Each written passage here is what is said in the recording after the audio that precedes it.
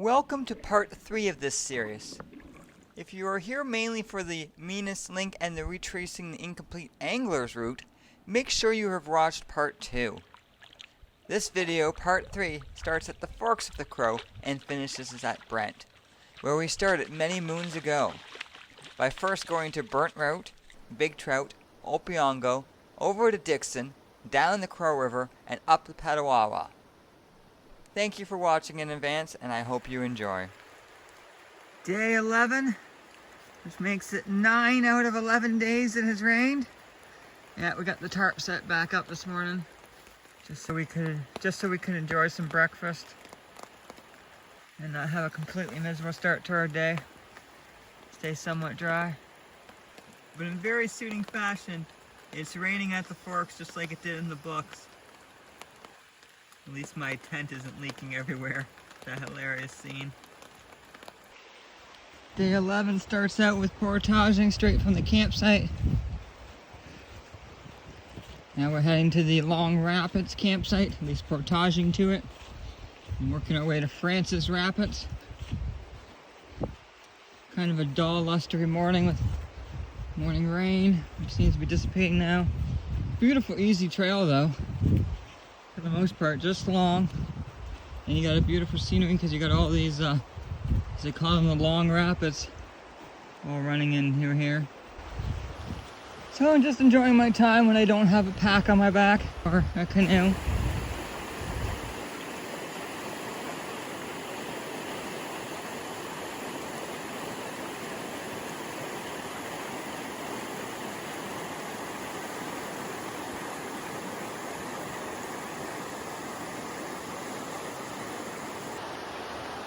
I'm never gonna make it down this portage if it keeps being this beautiful. But it's so pretty, Nathan! Yeah, but you gotta finish portaging. And now back at the Forks to get the canoe, and it's blissfully sunny, gorgeous day.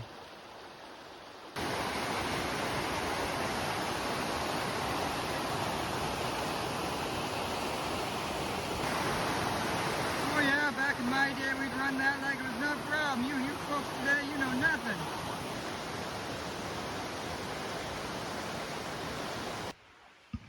Here's the campsite at the end of Long Rapids, or the start.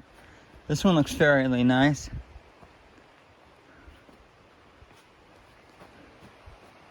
Right there, the nice fishing hole. Well, first 2 hours of the morning has been spent walking 9 kilometers. Time to hit the remaining Crow River. And finally we're off paddling into the rain. Speeders are plentiful. Crow River. This is where the mind-boggling beauty of everything in the rain and the fall and the sugar maples on the side of this creek just absolutely blew my mind.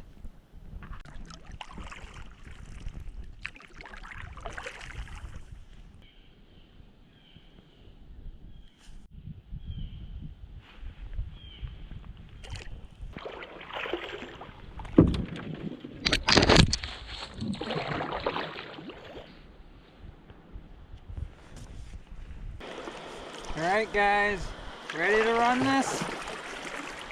Alright, here we go. Oh, there's a portage. I guess we'll take that instead.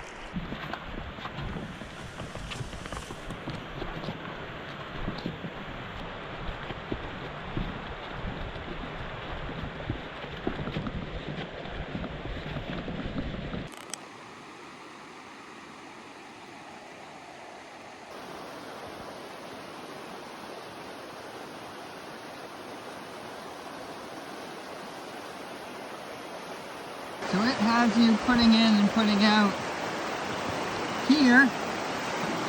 I'm going to say because of the rapids, I don't recommend that. I went further down there, which you can't even see from here.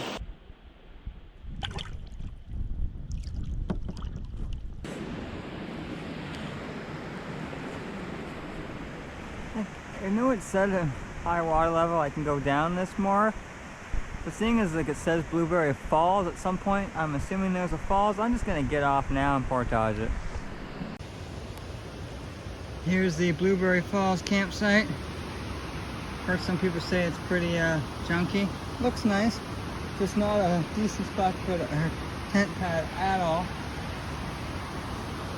But for hammock camping, I think it could work nicely. There's Blueberry Falls. I don't see any blueberries. It's not blueberry season, son. Blueberry Falls.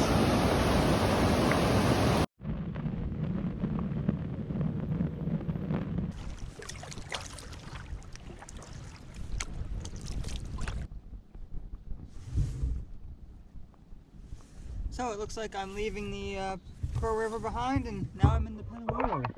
A little bit of a struggle getting up to Petewawa here with the current. We're lazing our way down. This portage here to Cedar Lake really sucks. I wasn't expecting it to be this bad. It's only 155 meters. It's really bouldery. Kind of hard to follow with a canoe on your head in the fall with the overgrowth and the leaves. Either way, I was expecting something a little easier, not this mess. Sure, it's short, which is the only nice part, but I'm really getting sick of this portaging right now. It's been a pretty long day. I didn't expect today to be this long. I knew there was that big portage to start with, but I didn't realize all the others would take me so long. And it's also been mainly the getting in and out and tricky parts. It just absolutely taken its toll on me. I hope there's one more, and then we should be able to paddle to Francis Lake. Portage is so hard to get in and out of, and so hard not to scratch my canoe. There's so many difficulties that I have to rise to the challenge at every single freaking portage. Francis Rapid. Oh look, from Kildare to Francis, the portage is another rocky, bouldery, wet mess. Just leaving my feet killing me. Didn't hope that I went up to my knees trying to get the gear out of the boat. Canoe landings just suck. Yeah, I've really had it. Just want to find a campsite and curl up and go to bed. I won't. But man, I am so sick. 9 days of rain. I'm sick of this. I'm wet. Almost everywhere. My feet are soaked. They're terribly sore now, and now they're soft, wet, and moist, and they keep bumping into every single rock and nanny they can find, because that's what the trail is, all nooks and crannies. Yeah, I am so done at needing food today. It's crazy here. Just look at all the deadheads of the logs that didn't make it during the logging days. It just didn't end up flowing down the Petewawa. Those stubborn logs. I gotta go try dodging them in my canoe. Oh, it's raining again.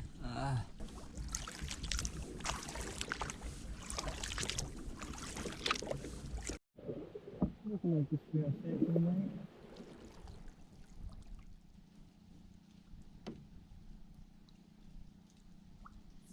So got done going for a swim. It's a rainy day, kind of actually warm though. Kind of warmer, so I decided it'd be a good idea to get a swim. Day 11. So the last time we went for a dip was day 5, day 6 when we were on Right Lake, so let's do. Man, was it a sight to see me going in that water. Cold and rainy. We got in, we didn't die. Here's the site, there's the hammock. Here's me, under the tarp, with all my goods. There's the canoe and fire pit. There's the lake, it's beautiful.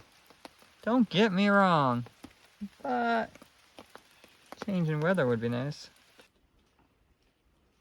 Here's what's left of the old CP rail line.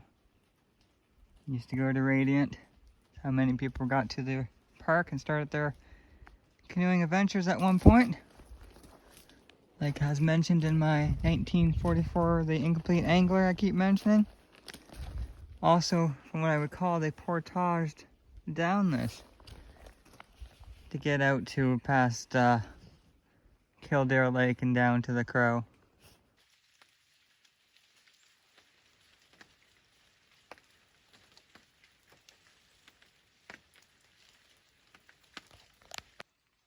Just enjoying the fall colors behind my campsite. This being day 12, and you guessed it, it is raining again, making it 10 out of 12 days of rain. Oh my, what are you thinking? Maybe like I could get a couple more days or so of maybe no bloody rain for once? Just a little thought. Here's some remnants here. When they built the rail line. Cool. Day 12. That's pretty weird. I didn't go up those rapids. I didn't see a portage yesterday. The one that doesn't include a portage. But there it is. The Francis to the Petewawa portage, as you can tell, is not very well used, because if you're coming down the Petewawa, you could just float right over top of it. If you're going up the Petewawa like me, like I tried it yesterday with an empty canoe, I could get up majority of the rapids. I didn't try them all because there's a lot, or there's at least 2 or 3. But I found it to be a real struggle, and I figured with the extra weight in my canoe I wouldn't be able to do it. I didn't feel like exhausting myself paddling up it. So instead I'm exhausting myself by taking this portage, which is well flagged, thank goodness. See all the flags? Otherwise it would be very tricky to find this portage. It's not very Algonquin style. It's more like Gangnam style. It's listed as 180 meters. I think it's a lot more. I did 300 steps, and I usually do less steps than there are meters. Love how the old railroad line, you see there's that little bit of gravel in front of me towards the horizon. Just cuts through the scenery. That would have been one nice that would have been one nice train ride back in the day. I suppose if all those trees weren't new, well, they didn't exist back then.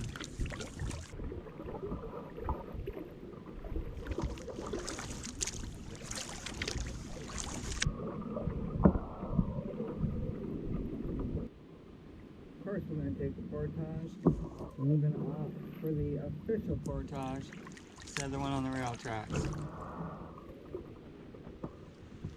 It's like to officially start that.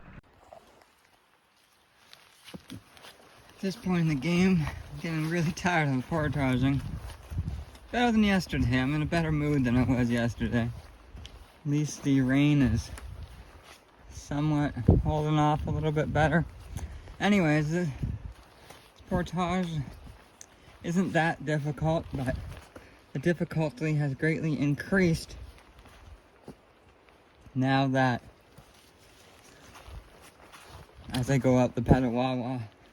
It's a little nastier portages. I missed the nicer portages I had for the majority of this trip up until that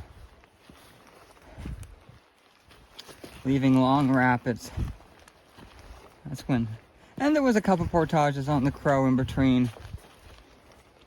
But yeah, the portaging has gotten more intense as my tire lever has increased significantly. But oh look!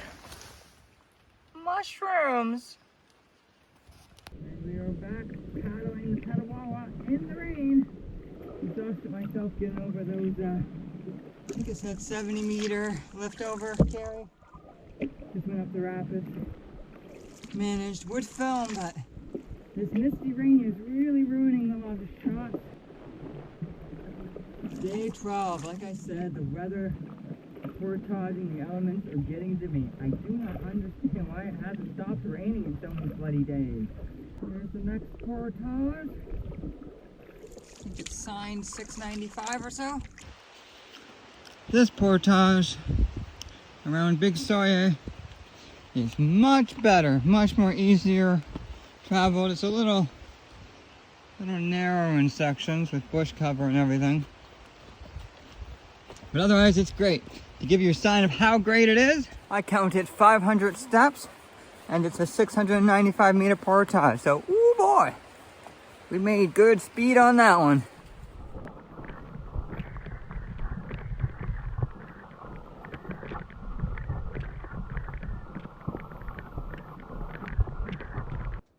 Here we have some chains and more metal. Railroad ties. I'm sure this is beautiful and would be lovely to film, but it's just raining. Still not showing any signs of stopping at any point for the next millennium. The video doesn't do justice of how hard it was to get around that washed out part of the trail with the canoe on my head and trees on the side that I was hitting off of, while trying to narrowly skirt this little section without falling into the Petewawa. Squirrel Rapids.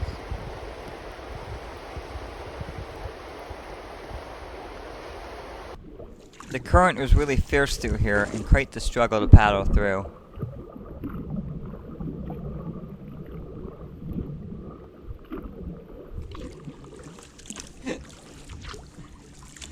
Hey, it finally stopped raining. Oh. Here we are at Radiant Lake. You can't see a darnest thing because of the fog. Or the mist that has been non-stop for 2 days now.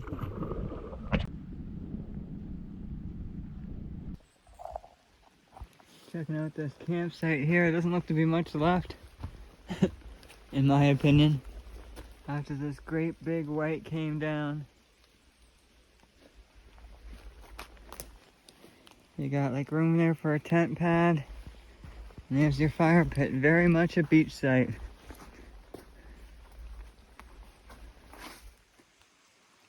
I wonder if I can walk out on this. That's massive.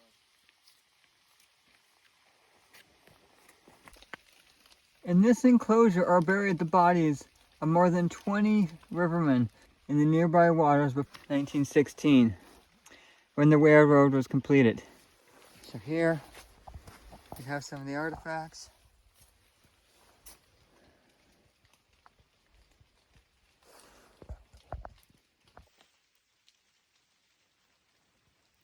Some more.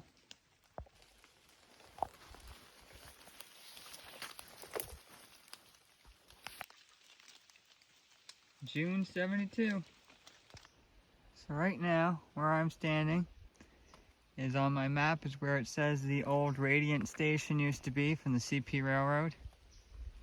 And this would have been where the incomplete anglers spent their first night after getting dropped off by the train. Pretty darn cool. I'll just stay here waiting for a train to come pick me up, and then I'll be home soon. And this is what we have to walk through to get to and from Radiant Station nowadays. Old tin can.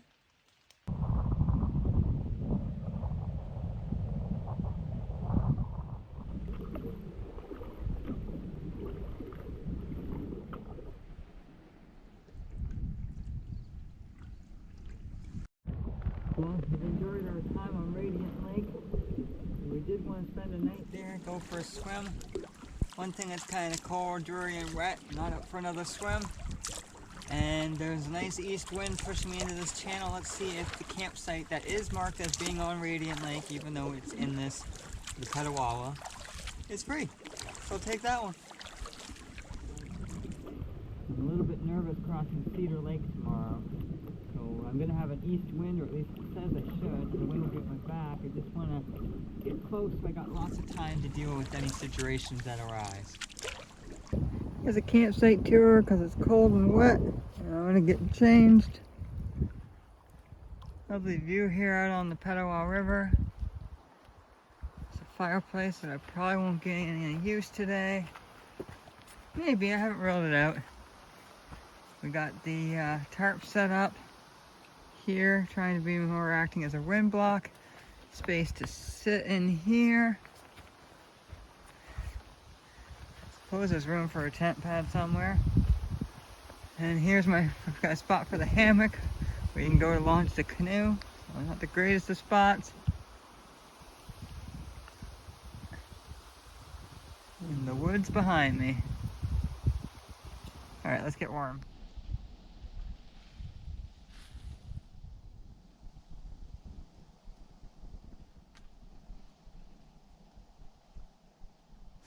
What? There's nothing to do.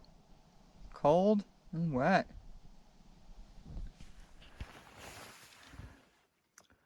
Early start to the morning today. I got up around 5:30. It's 6:30 now. Just want to get out to Cedar before the wind picks up.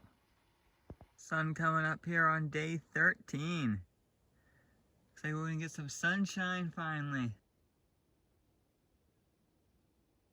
Another new product I don't talk nearly enough about is this Leukotape K, which I use to prevent blisters on my feet. Whenever you feel a hot spot, you put one of these on, prevents blisters. Works pretty good. And we have set off for the morning of day 13, going up the Petewawa to Cedar from Radiant Lake. Let's get this day going. Up and off before 8 a.m. And look at that, guys. We got sunshine today. That is going to be incredible. We'll be able to charge our Lucy light that we left on last night when we went to bed. We just passed right out. We were going to read a book and we didn't do anything. We just went to bed, which allowed us to get up early. So it worked out. And now we get to enjoy a full day of sun. Back into your evergreen forest here now. Your cedars, your white pines, your balsam firs, your spruces, black and white, your hemlocks. I believe I might even see some tamaracks in there. With the faint maple here now. Looks like the portage sign is down there near the ground. But seeing as I don't see anywhere else to go, I'm gonna assume that's it. First portage of the day. Why am I looking forward to getting through these next 3 portages? Another one of these technically challenging portages where lots of rocks, very uneven wet surfaces, everything else. And a good size one 895. I'm not complaining, I'm getting tired, and I've had a lot of easy, nice portages in the beginning of this trip. Wouldn't mind having a few more. Maybe that 900 meter or so out of here, the last one of the day, will be easy. Here's hoping. Alright, finally done that bloody portage.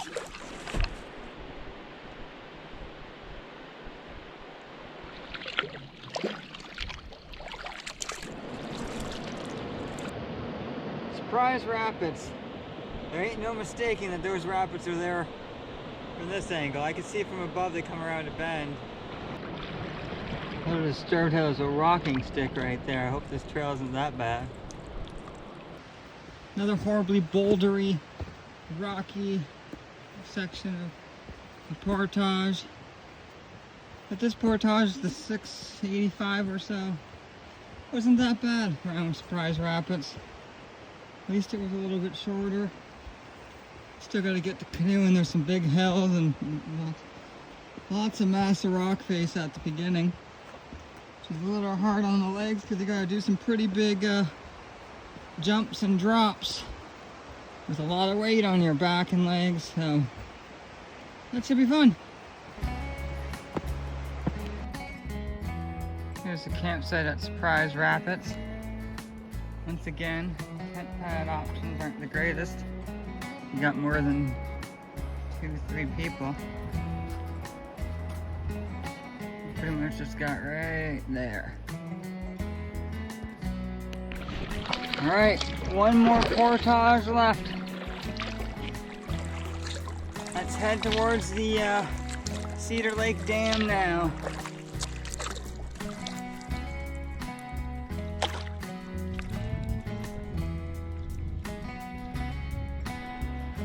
Here on the right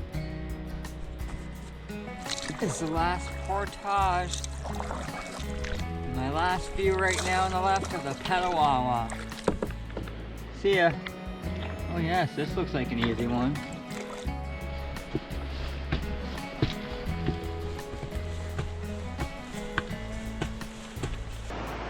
Portaging around here.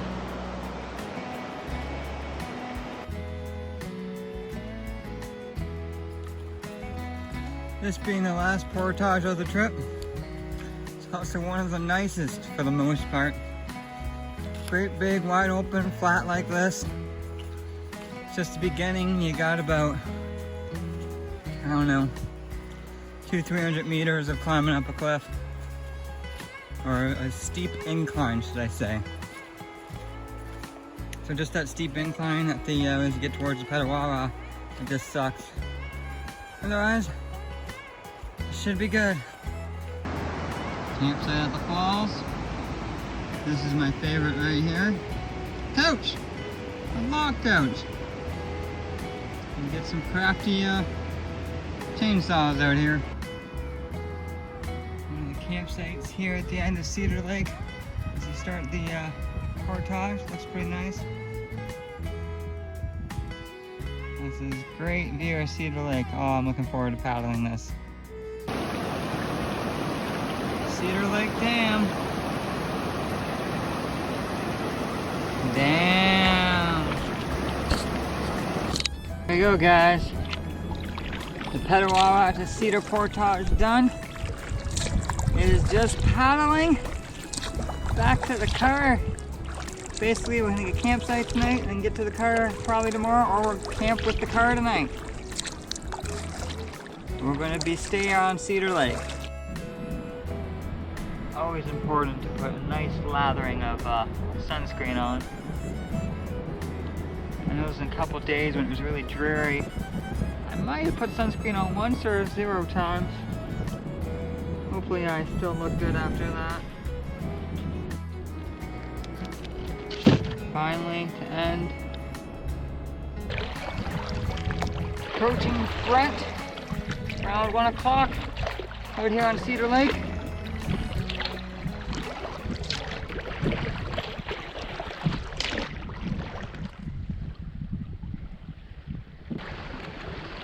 Ranger Cabin.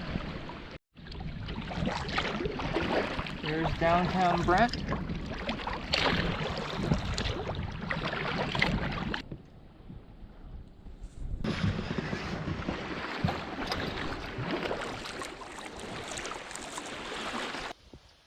You have my campsite for day 13.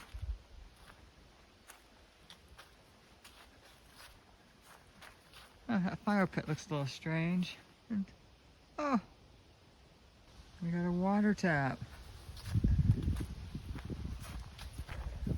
There is Cedar Lake. Cedar Lake, nice beach here off of the Censure path.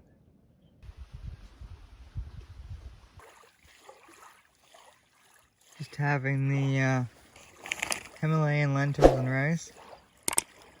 Not the greatest, but it's edible. Out here on Cedar Lake.